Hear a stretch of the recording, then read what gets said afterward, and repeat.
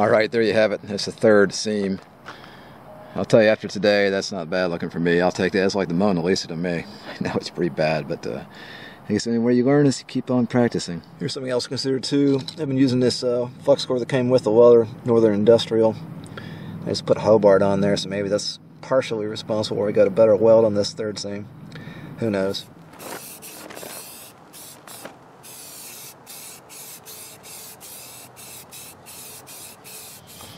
Okay, so we finally got the seams welded. Now we're going to go ahead and do this last phase, which is adding wheels to this puppy.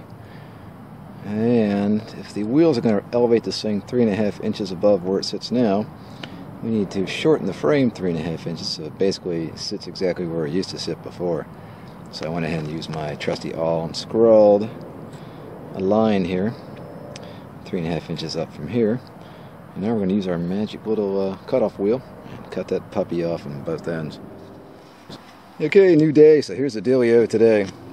I got this piece cut off the bottom so we can make this thing a little bit shorter as a result of putting a new wheel on. Used a new piece of metal here since that one's pretty corroded. You can see I got these notched out so we can have a flush fit here. And that's so we can put this plate across there to mount the axle. So there's really not enough room in this angle iron to drill a 3/4 inch hole and have any strength left.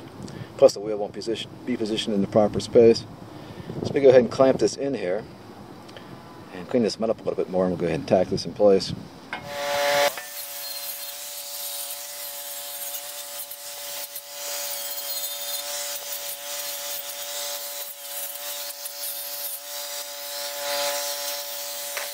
Okay, so here's the deal. We got this puppy notched out here, so this will be a flush fit across here.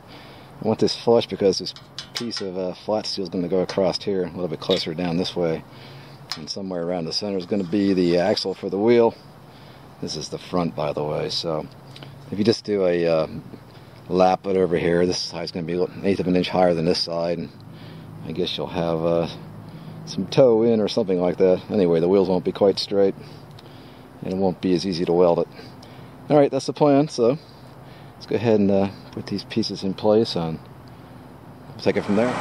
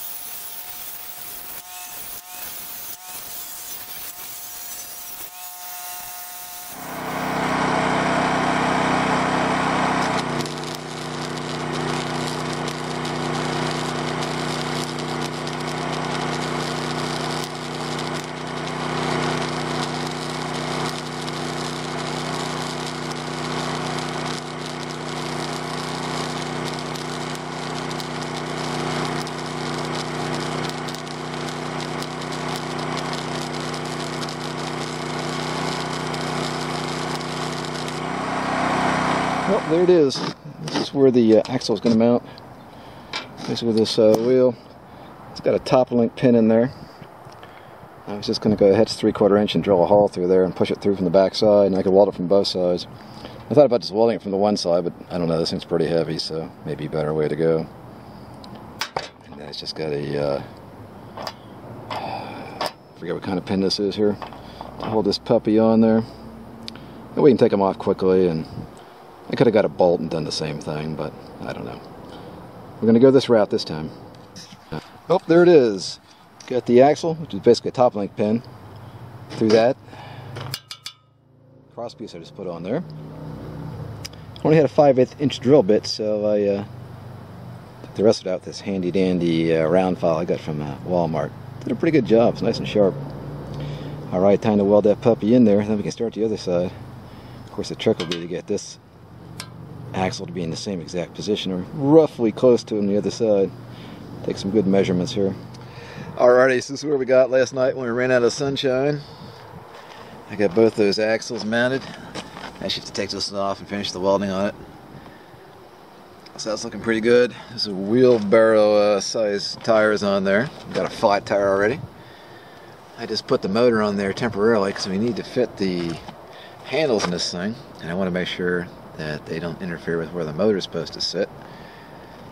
And we're going to use this piece of 4x4. I'm just going to screw that in from the top, and that'll give us a nice stable base there. A little counterballast. Then we'll use this 1-inch galvanized steel pipe here for the handles. I don't really know what the ideal length is, so I'm just going to take and cut that puppy in half. That's a 72-inch 6-footer. Alrighty, it's Saturday. Let's get rolling. Beautiful day out here. Still February. Man, this is awesome. I was having the worst time yesterday with that wire welder. Usually it works pretty well for me. The thing was sputtering like crazy. You know, it would come out and it would lose its arc, and then it catch its arc again. And this thing's, you know, it's like Morse code. This thing's bouncing back and forth as it's starting like crazy. So I don't know. I had changed the wire because the other old spool ran out. And it's a little bit thicker, 0.35 as opposed to the 0.3. So I don't know if that's what's going on, or maybe because the genset's not producing enough voltage, even though it should be. It's 6,200 watts. It can do 240 volt, 30 amp circuits. So anyway, I'm going to grind this one out and do some experimenting on a piece of scrap metal and see if I can change the settings and get something to work a little better than that. That's terrible. Okay, so I've got this thing on its side. I'm going to go ahead and drill the holes through this base here to let these screws go through for the 4x4 base plate in the back. It's a lot easier to do it when it's laying on its side from the bottom. And these things are a whole lot better than using lag bolts. They grip a lot better. Plus they have that nice star head. Get a good grip when you're tightening it down. Alrighty, so we got that base on there. I'll make it nice and stable. Kind of hard to get into the screws. It's always nice if you have one of these little right angle things here. Unfortunately, I don't have a 3/8 inch socket with a bit like that. That would have worked as well. So you can see we got those angle brackets in there. I think those will do pretty well.